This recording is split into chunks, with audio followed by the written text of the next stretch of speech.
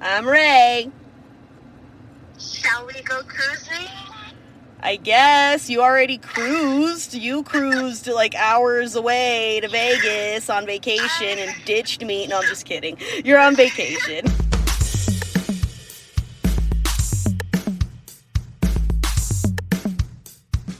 I am on vacation. I'm in Viva Las Vegas. But look at this bitch, though. Committed enough to be on vacation and still want to air. Like, just do a podcast. Like, that's awesome. I even told her, like, bitch, you're on vacay. You're like, I want to, though. You know, like, this isn't, I mean, it's work, but it's, like, fun work. Like, yeah. I love fun work. Because I wanna hear what you picked. Just, this COVID-19 girl just, like, tells me she has something really cool and she's talking about something really awesome. And I'm like, well, now I have to listen to it, so. And yes, because she's obviously in Vegas, side note, that's why she sounds the way she does. She's on the phone. You sound like shit. No, you don't sound like shit. You just sound like, I don't even want to say muffled because I can hear you. I'm underwater like Ariel, I guess. There you go. You're being a goddamn mermaid. But as far as my topic, it's my favorite topic. It's also why I couldn't, like, not hear it. what is it? The arts. The arts. We're back on the arts. And normally we do our little driving intros, but since I don't have my bitch here to hold the iPad, I gotta do it all. So I'm parked at the park at least, but it's hot as heck, so I might look for some shade, honestly. The shade of it all. But considering it's almost noon my time, the sun is directly above me. There's no shade anywhere. Oh, man. It's okay. The things I do for love. But going back onto it, the topic I have for this arts one is Janis Joplin. Yeah. Now, I know, I'm glad you picked her. dude, me too, because I've been, like, bugging this bitch to, like, do Janis since, like, we started. even since before, I think, you're like, you have to do her. But the thing with Janis, like everybody else, I knew of Janis. I knew a lot about her. I knew she was a badass singer. I knew she was like in the 60s, 70s era. Like I knew again the basics, kind of like Frida Kahlo. I knew about her basics. I don't know anything about her. Like, I mean, besides, like you said, the basic. Like, she's famous. She was a singer. And she was a legend, but why? I don't know why. Do you know any other basics out of curiosity? No, I don't know. Are you aware that she is in the 27 Club? No. Okay, because that is a big basic. A lot of people do know, so I was just curious. I'm an idiot. No, you're not. Well, you probably didn't listen to her music as much, and that's fine. That's totally fine. No, and that's totally cool, because not a lot of people do because of the type of music she does. But as I get more into it, and as I got more into it, like, this is going to be lengthy. Let's just say that. Not like a 2-part or anything, but it'll be a long one. You don't like Frida? No. But her life was pretty tragic as well. Pretty tragic. Oh. And I went through... Well, I mean, she's part of the 27 Club, so... Oh, yeah. And for many a reason. Like, everyone's life is different when it comes to the amount of tragedy that they've gone through, as you and I have previously discussed. But at the same time, I couldn't help but just feel for this girl. And ironically, one of the sources I'm going to be going off of is a show that I was watching this morning while I was waiting for you. And it was weird because I saw the name of the show and I was like, this looks interesting. And I was going through like the episode list. I saw Janis Joplin and I was like, oh my God, it's a song. I have to watch it. So I watched it. I'll get into it. But most of my biggest source is going to be Wikipedia, just because that's the first thing that pops up when you look anything up nowadays. But I have a couple of other ones.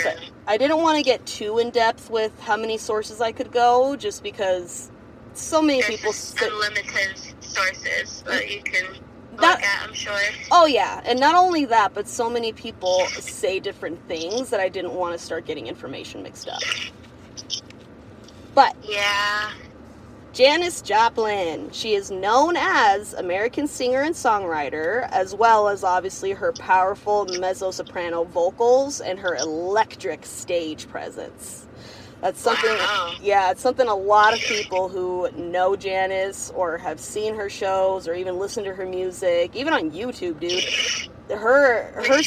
You're just mesmerized watching her. She just puts on a hell of a show.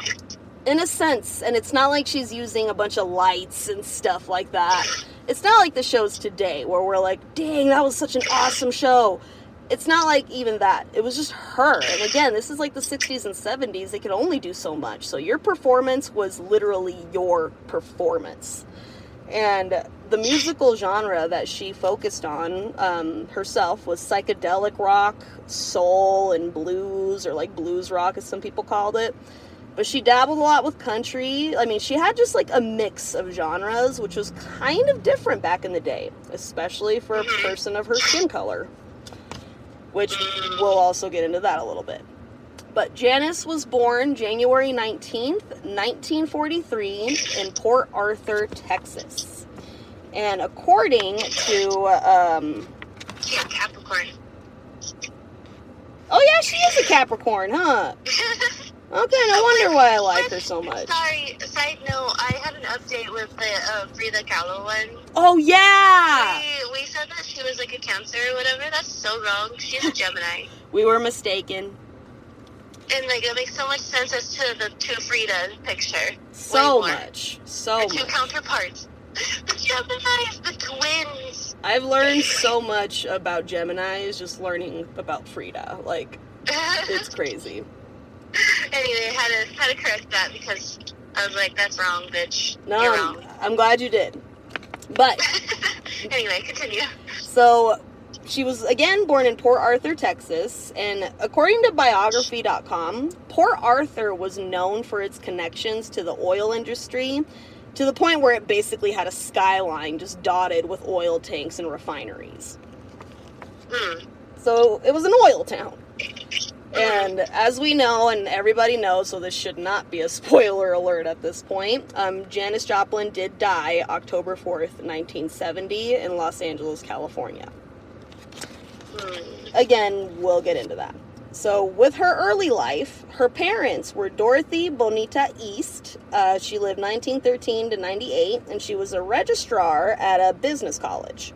And then her dad was Seth Ward Joplin, born 1910 to 1987, and he was an engineer at Texaco. Going back to the oil. Texaco. Yeah. Oh my gosh. Are those still around? Those are still around. I haven't seen them in a really long time. I mean, there probably are some around, but man, that kind of gave me a flashback of my childhood. Right? You know, I used to stop at Texaco's. Seriously, dude. Janis did have two younger siblings, Laura and Michael. I can't remember the order, but Janis was obviously the oldest. And she was part of a Christian family. And again, going back to biography.com, they said that she sang in her church choir as a child. And she already showed promise as a performer. And she was apparently popular and a good student until she was about like 14 years old. But then puberty kicked in. Everybody hates puberty. Good old puberty. She ended up gaining a lot of weight, and then her acne really started to show up to the point where, I mean, she would pick at it and it would give her a lot of scars and whatnot. Oh, man. Yeah, and so she got bullied really bad. Oh. So bad, in fact, that a lot of her classmates would call her really mean names, like pig, freak, creep, and there's one I will not say because it is very racial, so I'm not going to say that one. Very much. Oh. And it was more so implied because of the people she hung out with, because she didn't judge people. So her parents felt like Janis, even though she was the oldest, needed more attention because she started hanging out with quote-unquote outcasts. But she also began singing blues and folk music with her friends at Thomas Jefferson High School. And it turns out, I mean, I have no idea who this person is, but anybody listening might. Her classmate was Pro Football Hall of Fame coach Jimmy Johnson. Again, I don't know who the hell that is. Not Jimmy John's, Jimmy Johnson. Exactly. I know the sandwich. Yeah, right. We know the food, but essentially, she would label herself a misfit. And that was all because, in that time, I can see why, but all because she liked to read, paint, she had a brain, and wasn't racist.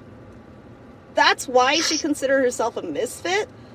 And I see it. It's because back in those times, where she lived especially, it was so conservative. Everybody had a specific way of living and a specific way of belief. Which sucks because it's literally the lifetime we live. Right? We like to read, paint. We're not racist. We're not judgmental people. I mean, we judge, but we don't mean it. She was just ahead of her time. She was. And yeah, like she was. She was really creative, and like you said, that's a great way to put it. She was ahead of her time. And it sounds like she just said what was on her mind. And back then, especially from a woman, that was unheard of. Mm-hmm. But Mm-hmm. By her senior year, because she was open, at this point, from many sources, it was stated that even before being a teenager, she would wear, like, boy shirts. She would try to wear jeans or, like, sometimes really short shorts. Like, she had an issue with her body image, and I'll get more into this psychologically later, but because of being bullied, I mean, sometimes you can't help but hide it. But then at the same time, you want to bring it out because you're being bullied out of spite. So by her senior year, she had a reputation as being a ballsy girl who liked to drink and be outrageous. Wow. Yup. We all went through that phase. I mean, some of us are still. But she graduated... With real blue hair. I'm just ballsy. But she graduated in 1960, and then after that, she went to Lamar State College of Tech in Beaumont, Texas. And then later on, she went to the University of Texas at Austin, or UT, but she never completed college. I think from what I could put together, she was focused more on partying and singing than being in college, and she ended up dropping out. Biography.com even said the same thing. Wait, so, you said this was in 1960? Yes. And she died in 1970? Yep. So she only spent a 10-year span of an adult life. Pretty much. That's so, I mean, I know she's part of the 27 Club, and that was the whole, like, that's so short.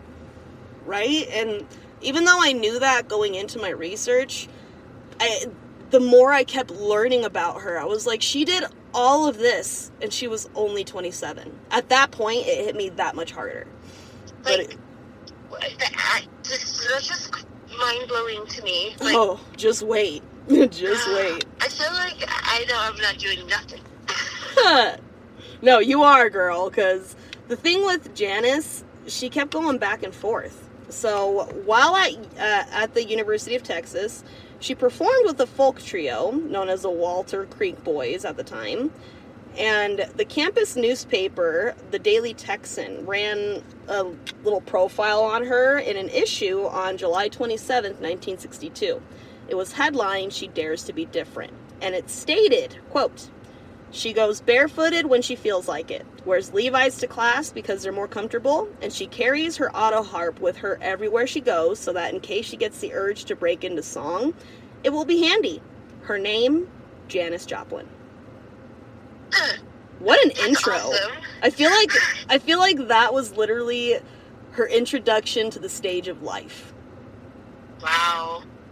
Because then, there were many a times in her life where, as we all know, everybody knows, she was a very heavy drug user and a very heavy drinker. Unfortunately, yeah. Yes. And for her, I mean, kind of like most people too, it was an escape. And again, she was focused more on partying than singing when she was in college, so she dropped out. And during that time, she was on speed, other amphetamines, amongst other drugs. Yeah. Again, I'll get into it. But at this point, from 1962 to 65, she had cultivated a very rebellious manner and styled herself partly as her favorite blues heroines. So she left Texas in January 1963 to get away, basically. She hated the abuse she kept getting from her classmates from the past. She just hated the image that was left there. She wanted to get out. So she hitchhiked with her friend Chet Helms to North Beach, San Francisco. Now, during that time in 1963, Joplin was arrested in San Fran for shoplifting, but within 2 years, her drug use increased. She was known as a speed freak, and at this point, an occasional heroin user. She also used, she also used other psychoactive drugs, and she was, again, like I said, a heavy drinker, to the point where her favorite drink was Southern Comfort, straight. What's that? Southern Comfort? You never heard of SoCo? What? I'm lame. I'm sorry. Pretty sure Southern Comfort is a whiskey. All the more reason. I don't think that and shit. she drank it straight, dude. Like, there's many photos of her where you see her holding the bottle. Many photos of her. Wow. Yeah. To the point where sometime in her career, she convinced Southern Company to buy her a Russian minx fur coat because of how much she drank and showed it off. Like, I'm promoting you guys. Yeah, literally. Like, and they bought it for her. Wow. So that coat that you probably see her in a lot of photos, that's from SoCo. Wow. And yeah, That's crazy. it's a whiskey. Yeah. Which, being from Texas, I'm not surprised. But in 1964, she recorded a number of blues standards with future Jefferson Airplane guitarist Jorma Kaukonen. I'm hoping I'm saying that right. Kaukonen? Do you know Jefferson Airplane? I think so. That sounds very familiar. A really famous song of theirs is Feed Your Head. It's in Fear and Loathing in Las Vegas, but it's about Alice in Wonderland, essentially, but it's like yeah, it's a song about chasing drugs. I mean, really? They had a lot of awesome songs. And again, this was the hippie era. Like, one of them, the Flower Powers. Damn hippie. But May 1965, her friends started noticing detrimental effects from regularly injecting amphetamines. She was described as skeletal and emaciated. Friends were so concerned that they even threw her a bus fare party so she could go back home and just be with her parents and just get better. At this time, she only weighed 88 pounds. Yeah. Oh my gosh. Yeah. So she moved back to Port Arthur. She avoided drugs and alcohol. She even had a beehive hairdo. She got back into school, enrolled at Lamar University, majored in anthropology, and she even got engaged to a guy named Peter DeBlanc in the fall of 65. And at this point, she's living in New York, working on IBM computers. Okay. So she had the typical, 9-to-5 job. She had the life she thought she wanted. She thought she was getting it, and she was clean. And when was this? This was 1965. Okay. Sorry, the timeline is just so short. Right? Wow, okay. Yep. 1965. So with LeBlanc, they thought he was good for her. He even visited her dad to ask for her hand in marriage. He just traveled so much. So Joplin and her mom started to plan the wedding. But because DeBlanc traveled a lot, he ended the engagement soon after.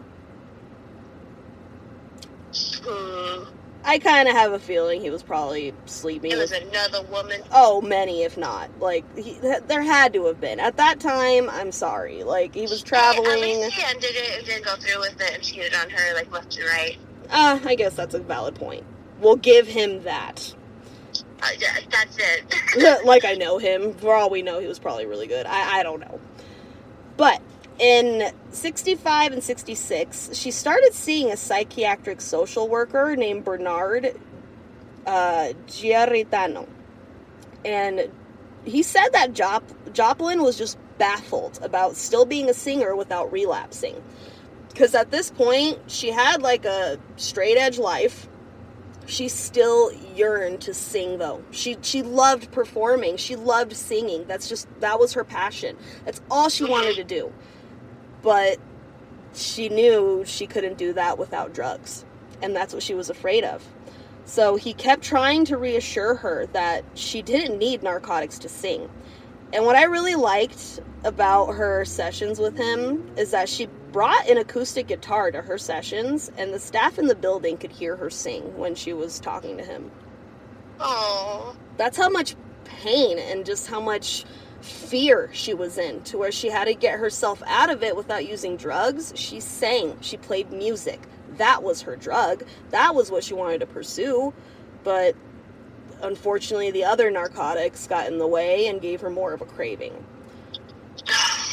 But she also didn't want to be like every other boring woman in Port Arthur. And she still loved singing, so she couldn't escape it. So now, from 1966 to 69, 3 years, she ended up meeting a psychedelic rock band from San Francisco called Big Brother and the Holding Company. During an audition, I guess, her voice really attracted them to her. And she was recruited by Chet Helms, who was a promoter managing the band at the time. But she also hitchhiked with him to San Francisco a few years earlier. So she already had an in. Wow. But for full circle. Really, though. And her first quote-unquote real public performance, and I say that because she had performed publicly before, like in school, but this wasn't school-related. So her first real performance was with the band at the Avalon Ballroom in San Francisco. Now, Joplin tried really hard to avoid drugs, but unfortunately, the keyboardist and supposed friend, Stephen Ryder, would persistently persuade her to do it. She avoided it for several weeks, though, and eventually gave in. But she shared an apartment with a guy named Travis Rivers, and she made him promise that needles weren't allowed at all in there. So one day, she came home after rehearsal. Rivers wasn't there, but 2 to 3 of his guests were, and they were in the process of shooting up. Oh, man. Janis went nuts. Travis walked in, and she screamed and cried at him. "You don't understand. I can't see that. I can't stand to see that." That itself was a trigger for her. So hence why she had to just be away from it entirely, but she still wanted to sing, so she was literally drawn between her two loves. So in summer of 1966, she moved to Lagunitas, California with her band, and they all lived communally. They partied a lot with Grateful Dead. Hell yeah, I love Grateful Dead. They live less than 2 miles away from them. I mean, how could you not? Wow. She even had a short fling, but longer friendship with founding member of Grateful Dead, Ron Pigpen McKernan. Fucking Pigpen, man. But 1967, they began playing clubs in San Francisco, and they even played the Hollywood Bowl in Los Angeles, amongst other popular places and venues. So she was starting to really rise in popularity. Nice. The band... God, still blows my mind how short this is. Like, honestly, dude, like... Again, the timeline, I can't get over that. Wow. It's like, this is a lifetime of work for a lot of other people to get to, but you in gotta... 10 years. Yeah, but you gotta understand, this was her lifetime. Man. Maybe the universe knew, crazy. you know? I don't know. But the band's debut album, Big Brother and the Holding Company, was released by Mainstream Records in August of 1967. And they had a breakthrough appearance in June at Monterey Pop Festival. So Columbia Records ended up taking over the band's contract. They re-released that album, but this time they put featuring Janis Joplin on the cover. At that point, people were glued. People were mesmerized by her. Even other celebrities and performers. Wow. Cass Elliot from the Mamas and the Papas saw her performance of Ball and Chain, was fixated on her, and could be seen mouthing, "Oh wow," during an applause. Oh wow. Yeah, dude. And I saw that video on that show that I was watching this morning. I agree. Janis sang with so much passion and so much soul. I gotta watch her. Really, though, dude, because, again, it's not like there's fireworks and fire and light shooting everywhere. Nobody cares about that. She just sings passionately. It's how she's singing and how she's dancing and just feeling the music. That's what she's feeling. There's plenty of artists that are like that, and that you can just see the passion, and that's what makes them so amazing. Exactly, and that's why people loved Janis Joplin, amongst the different style of music she was singing. But the band mainly performed in California for the remainder of 1967. Then, February 16th, 1968, the group took its first East Coast tour in Philadelphia. Then New York City the following day. Now, this was 3 days after Martin Luther King Jr.'s assassination, and the band oh yeah, dude, that was a reality check for me. But the band performed at the wake for Martin Luther King, and it was a little concert they did in New York for him. This was April 7th, 1968.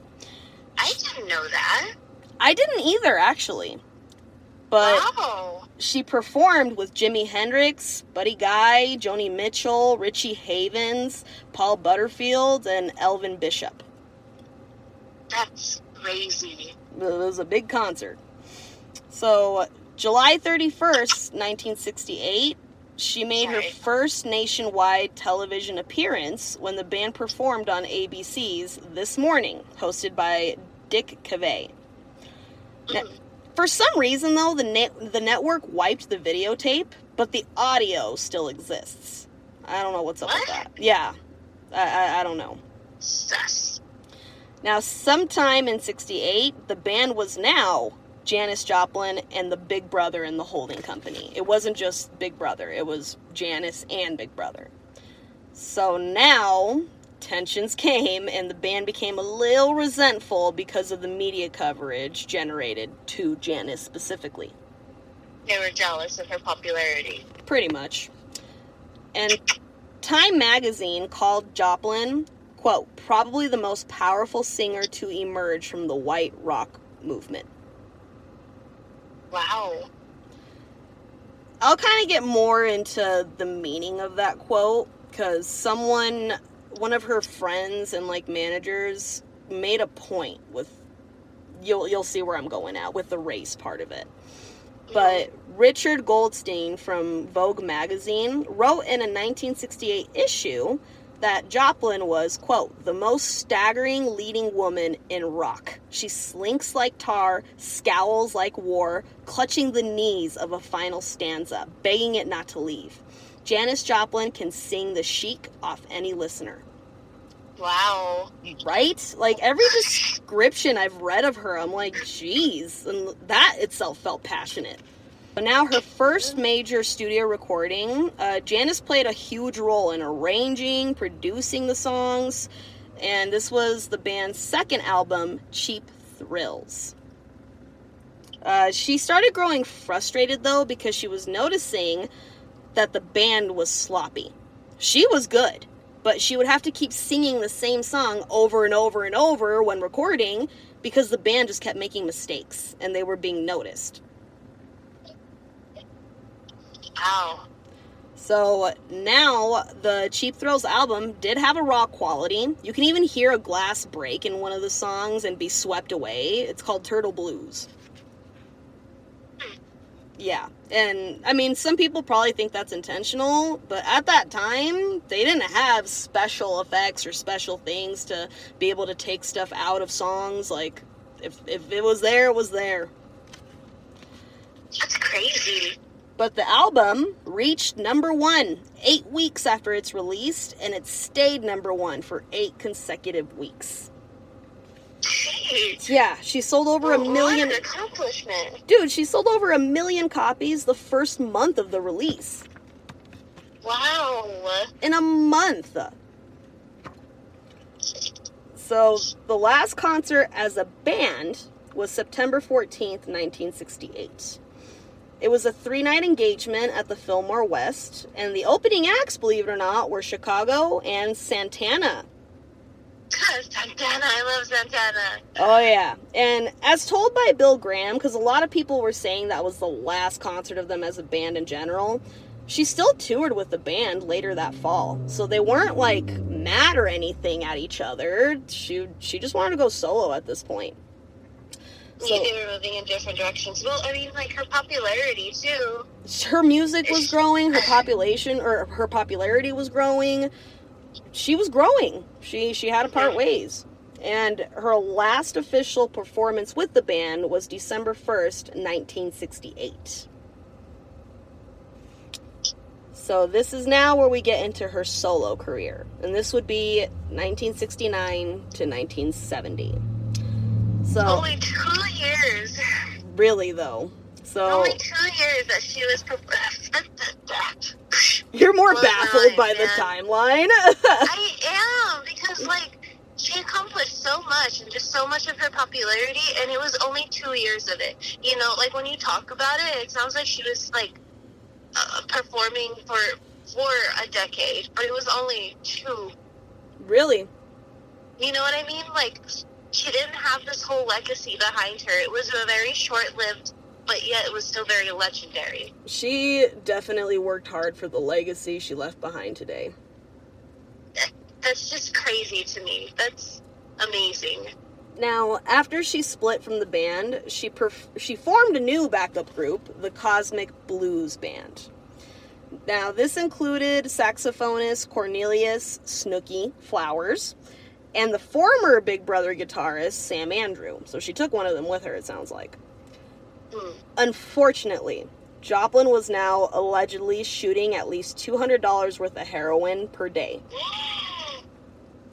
Today, dude, again, this per day. And again, this is 1969. Back then, that was $200. Today, equivalent from 2016, that would be like $1,300 a day of heroin.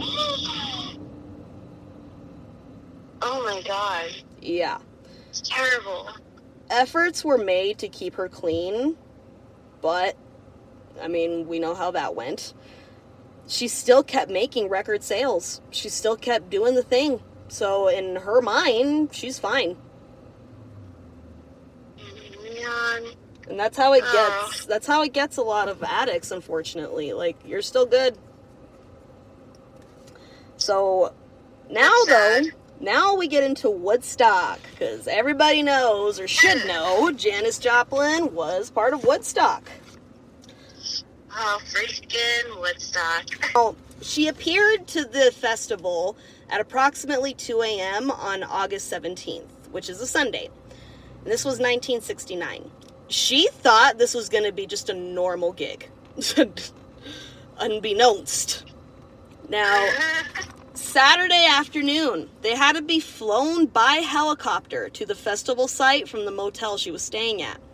She saw the enormous crowd and instantly got really nervous and giddy. Once they landed, she was immediately flooded with reporters and she was so excited and nervous that she just referred them to her friend and lover, Peggy Caserta.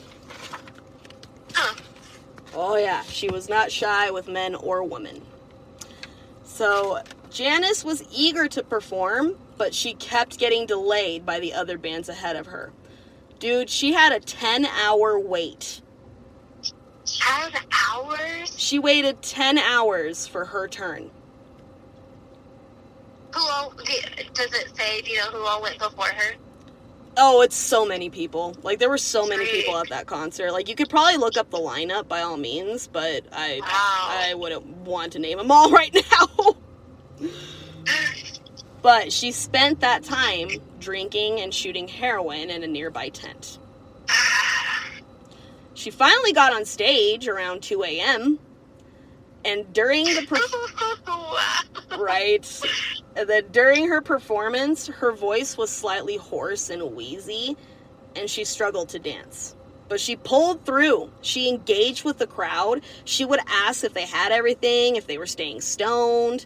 The audience still wanted an encore from her. So regardless of how she was feeling, she still freaking put on a show.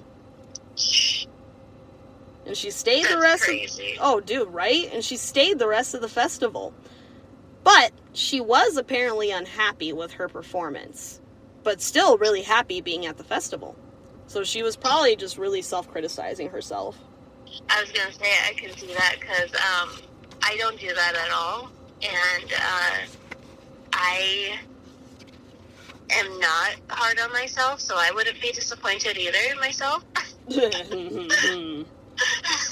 But I get it, because I get it, because if you feel like, man, I screwed that up, or man, that was not good, and it's like, no, you were, like, no, I wasn't, I know I was off. I can see that being her thought process. Well, especially with how big of an event this was too, like. Yeah, you want to do the best. Yeah, but she did. But in her mind, she's like, I could have done better. Exactly. And by her insistence, her singing was not included in the 1970 documentary film or soundtrack for Woodstock, music from the original soundtrack, and more. What? There's a documentary called Woodstock, music from the original soundtrack, and more. And she insisted that they didn't put her singing in it. Why? She thought she did horribly. Wow. Wow. So, later on, because she had problems at other concerts, apparently, too. Including Madison Square Garden. And this was in 1969. She previously had problems there, too. So, biographer Myra Friedman, she witnessed Joplin and Tina Turner do a duet at Rolling Stone concert Thanksgiving Day. She said she was so drunk and so stoned, so out of control, that she could have been an institutionalized psychotic rent by mania. Wow. Yeah. Like, she went overboard, apparently. That audio still exists online. So, later on, February 1970, Joplin went to Brazil. She needed a vacation to try to stop her drug and alcohol use. There, she met David George Niehaus. He was an American tourist. He was taking time off from law school. He was in the Peace Corps.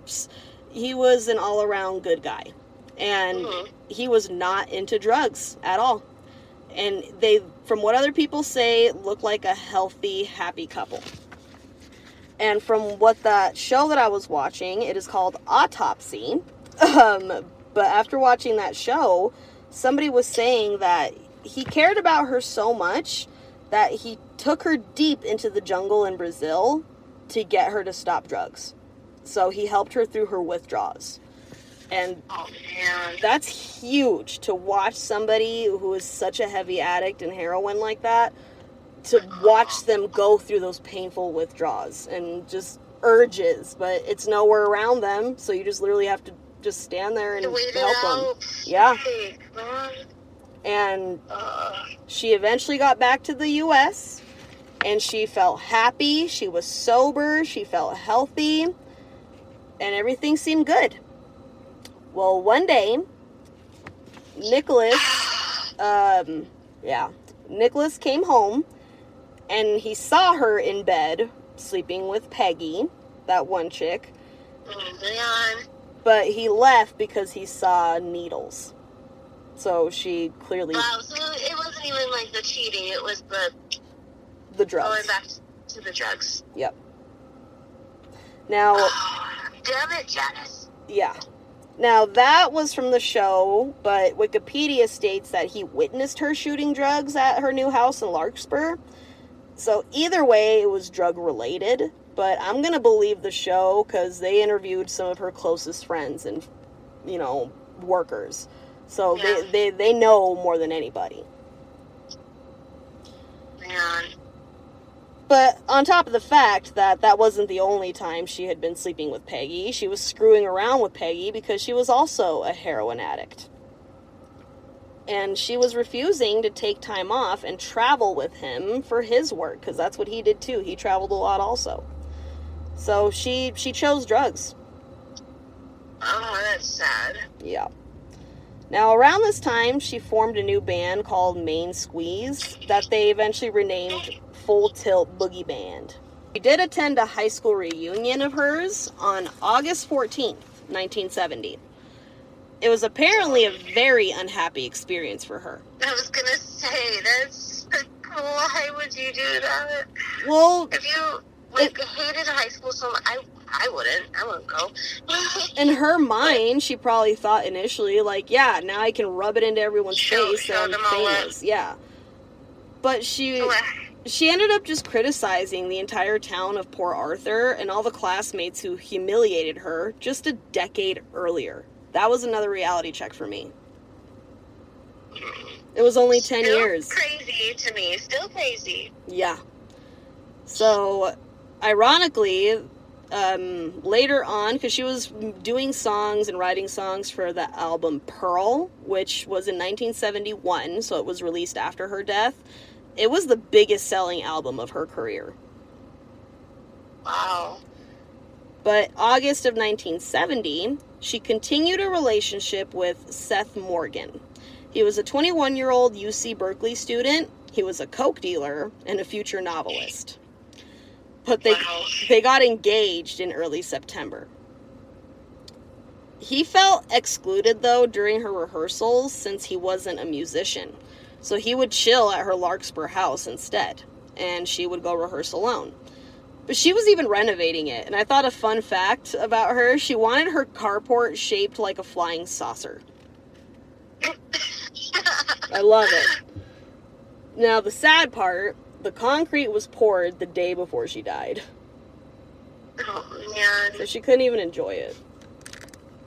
Now, I've mentioned this chick a lot, and I wanted to talk a little bit about her because she's a big part, but Peggy Caserta. This was that friend and lover sometimes that I was talking about, but she was also her drug provider. So they did decide mutually in April 1970 just to stay away from each other to avoid enabling both their heroin use. Caserta was a former flight attendant for Delta Airlines and the owner of one of the first clothing boutiques in the Haight-Ashbury area. And that's a district of San Francisco, if nobody knows. But September 1970, Caserta was staying at the Landmark Motor Hotel in California. She was smuggling pot throughout California at that time, and that hotel specifically attracted drug users, so that's why she was there.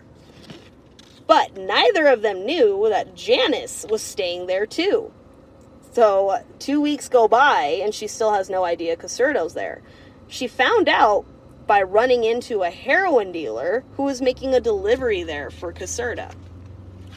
She would try again to get sober, because apparently before that, she was trying to get sober, but it got to a point where she was spending now $1,500 every 3 days on heroin.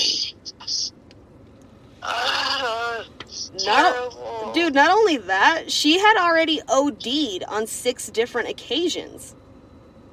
Oh my God. She was getting so high and drunk that she didn't even remember her shows anymore.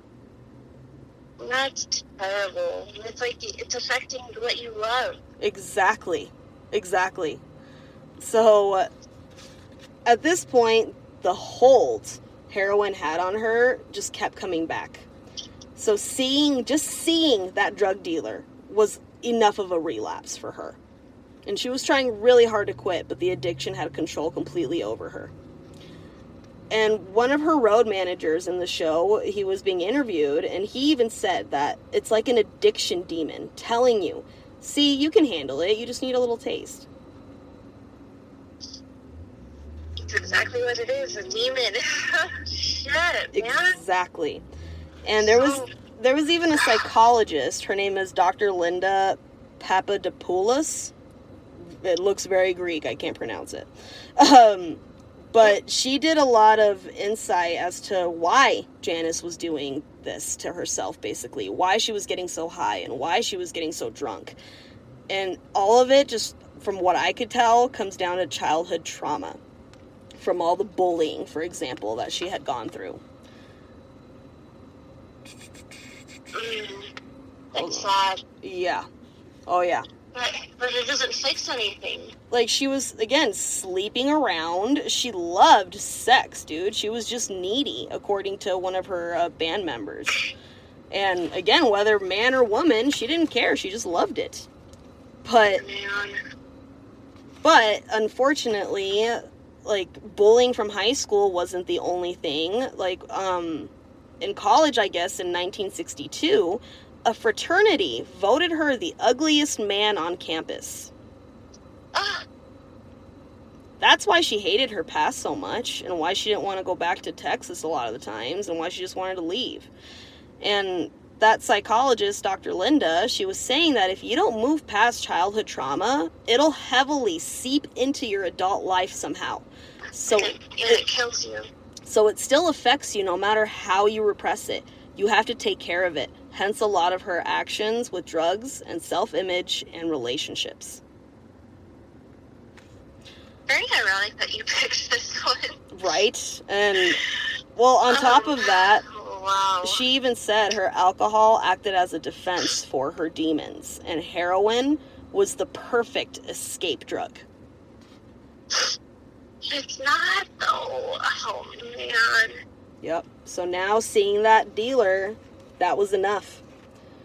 So at that point, she called Caserta and was like, I need you to give me drugs. And she was like, she refused. She was like, no, I'm not going to give that to you. And within a few days, she quoted something to Caserta saying along the lines of, well, if you're not going to give it to me, I'm just going to get it the same way you did anyways. And she did. And she ended up being that guy's regular customer in just a few days. Wow. Now, Joplin's manager, Albert Grossman, and his assistant publicist, Friedman, staged an intervention the previous winter when she was in New York. Clearly it didn't work. But they even knew of Caserta, and they thought she was gone a while ago. Because Janis didn't always talk about her. Like, they've met her, they knew of her, but they didn't know she was the source, per se. Wow. So a few days before her death, October 1st, 1970, Joplin recorded her last song, Mercedes-Benz. She did it in one take. And October 3rd, she learned by telephone that her fiancé Seth was seeing other women, inviting them into her home, playing with her goddamn pool table. Yeah. And people at Sunset Sand Records overheard Joplin getting mad about her relationship with Morgan. So, you know, that obviously added to the stresses in her life. But Ken Pearson, he was the second to last person to see her alive. They left the studio together, went to a bar. She had 2 vodka orange juices, screwdriver, I assume. And there was a male fan that she met, and they all went back to the Landmark. And Ken and Janis were in separate rooms, but the last person to actually see Janis was the Landmark's night shift desk clerk. I also heard from this show that it was the manager. Either way, it was one of the staff members. Sadly, that was her final day. So Janis was found Sunday evening, October 4th, 1970, on the floor of her hotel room by her road manager and close friend, John Byrne Cook. Byrne? But he was the one who found her, and there was, according to Wikipedia, alcohol was present in the room, Newspapers say no other drugs or paraphernalia were present, but according to a 1983 book by Joseph DeMona, and an LA County coroner, Thomas Noguchi, evidence of narcotics were removed from the scene by a friend of Joplin's. They were just put back after they realized that an autopsy was going to be done and would reveal them in her system anyways. That's stupid. Why would you move that? Right. I guess they put it back, but still. Still. So when Cook found her, he felt like nobody was there when he walked into the room. And it's because nobody was. Eerie. Yeah. Wow. Her body was just flesh. Her spirit was gone. That was what he said. And he found her in a very unnatural, awkward position. So it's possible she passed out in a position that suffocated her, called positional asphyxia. So how was she laying? It's hard to describe. Like, from what I saw on the show, she was face down with her face, I think, facing the left. And then, like, her right arm, I think, was up. I think her left arm was down. Her legs were kind of twisted. So, basically, from what Dr. Hunter was saying, she most likely got euphorically high, which caused her to relax so much her breathing slowed down, causing her to collapse. And then her heart eventually stopped. Gee. So she probably stood up trying to take off her pants or something and then lost her balance and fell over and then ended up dying.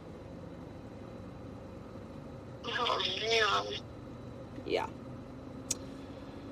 So Noguchi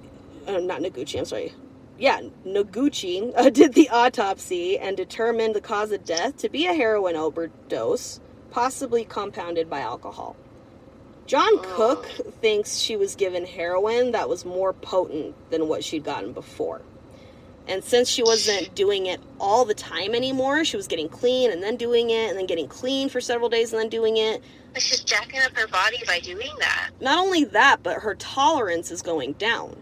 But her mentality thinks she's still at the same level as when she was doing it more often. So she could have possibly done a lethal dose. That's sad, man. And several customers of that dealer apparently also had overdoses that weekend. Oh my god. So the death was ruled accidental. They don't think it was like a murder or a plot. She didn't do it to herself intentionally. I mean, she did it to herself, but she didn't mean to kill herself. No, I think she did it out of rage too, because apparently both Peggy and her fiancé Seth were supposed to meet with Joplin on October 2nd, but they both backed out. They had planned a menage a trois.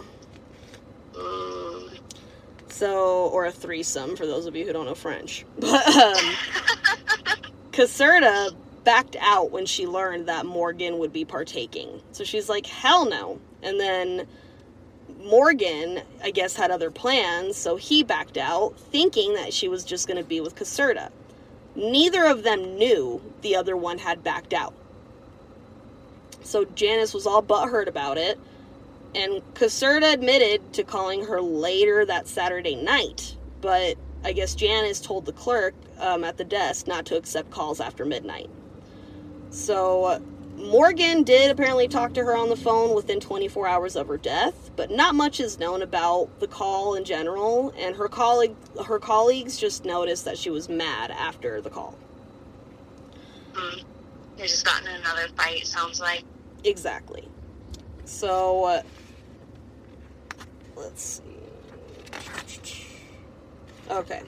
So, yeah, that's pretty much what they've come down to. They think she got angry and then was butthurt, and then within that time she was drinking alone in her room, and then she got really, really high to the point where her body was just so relaxed and euphoric that it slowed down the breathing, and according to Dr. Hunter, she was only breathing every 6 minutes. What? Yeah. So when your brain needs oxygen, you're going to end up collapsing. And he thinks maybe because they found her with her pants off, so maybe she was trying to get undressed, get ready for bed or something. It was like 1:30 at this point. But she had been alone for 18 hours before anybody found her. Oh my God. So they don't know exactly what's going on or what happened, but that's what they could pretty much conjure up. Wow. So, That's heavy shit, man. Yeah, dude. Oh, yeah. And luckily, in the case of her death, I thought this was cool, she left a couple thousand for her friends to all party in case she died.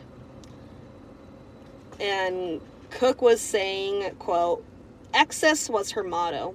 She wanted to get everything out of life. Trying everything, experimenting with everything, risking everything. It was quite a lot, but it was just who she was.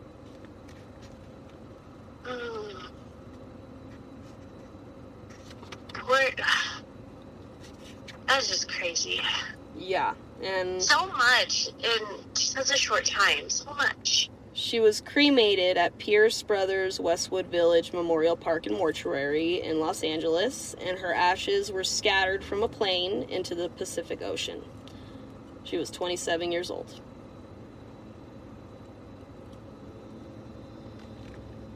That's really sad. Her friend, Powell St. John, who is a musician and whatnot now, he actually passed away a couple years ago, but he quoted, "Remember her as a musical genius and remember her kindly. She was an important person." And then he teared up. It sucks that, like, she let those bullies get to her like that. Like, it really sucks because she sounds like she could have been something really, really great. Oh, yeah. She couldn't let go of all of the bullying. She couldn't let go of all of that awfulness in the past. Not that I'm saying that, get over it, because you can't just get over it. It's a process to get over it. But sucks that those assholes got to her like that. Yeah, and she just found a way to self-medicate herself. Like, they found sleeping pills in her room. They found 0.11% of alcohol in her system when they did the autopsy. It's like, it's not the answer. That doesn't stop the hurt. At that Stops time, it in the moment, but it doesn't help you. Oh, that's so sad. At the time, it did. That was the easiest way to just relieve the pain. But yeah, but it was only for a short period. I mean, I'm not. No, by all means, I'm not defending her. But her legacy later on, in this, obviously after her death, her fans in the music world were completely shocked. Coincidentally, Alan Wilson of Canned Heat died a month earlier, and Jimi Hendrix only died 16 days earlier. Wow. Both of those guys were 27 years old, and they both performed at Woodstock. The irony, man. Very.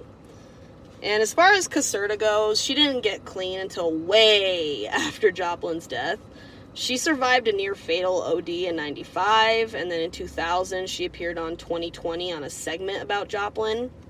But Janis did have a couple tattoos, and even her tattoos marked an early movement in the popular culture's acceptance of tattoos as an art. She had a wristlet, like a little bracelet around her wrist, obviously, and then she had a small heart on her left breast. Both of them done by San Francisco tattoo artist Lyle Tuttle. The wrist, she said, it was for everybody. She said the heart was just a special thing for the boys. Oh. She had so many tribute songs made about her, including From the Mamas and the Papas by Jerry Garcia. The movie The Rose was loosely based on Janis Joplin's life. Bette Midler even earned a nomination for Academy Award for Best Actress for that movie. Wow. And then after 1990, in 95, Joplin was finally inducted into the Rock and Roll Hall of Fame. She even has some artifacts there.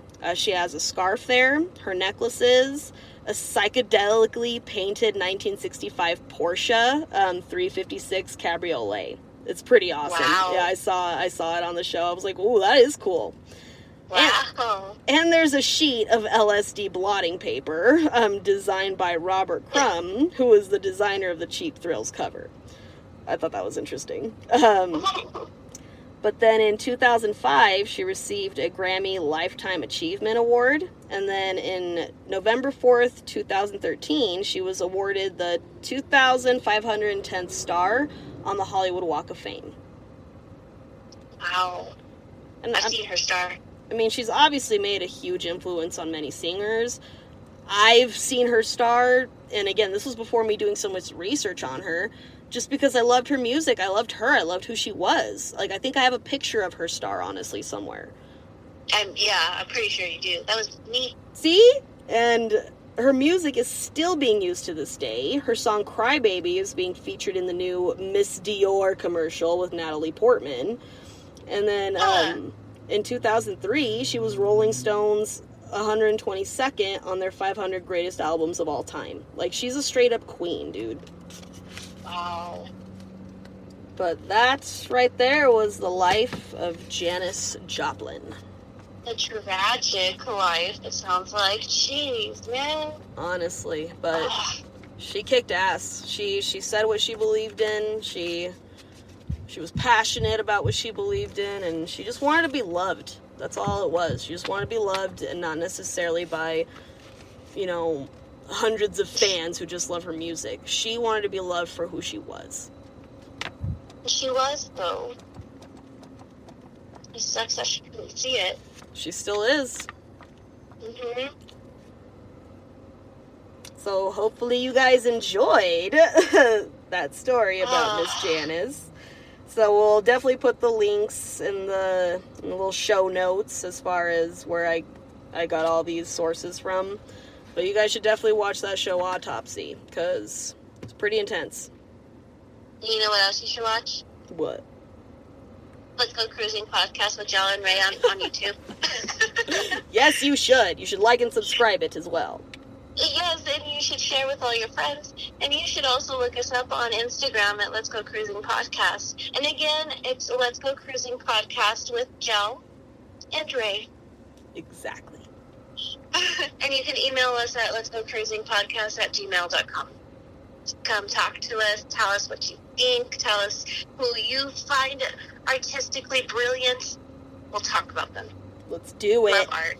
Love the artists. Gotta love it, man. Well, now I've got to go listen to her songs and stuff, so. Good. I got some stuff I got to look up. Sounds good. All right. Well, thanks, guys. Thanks, Ray. Oh, of course. Thank you, Jill.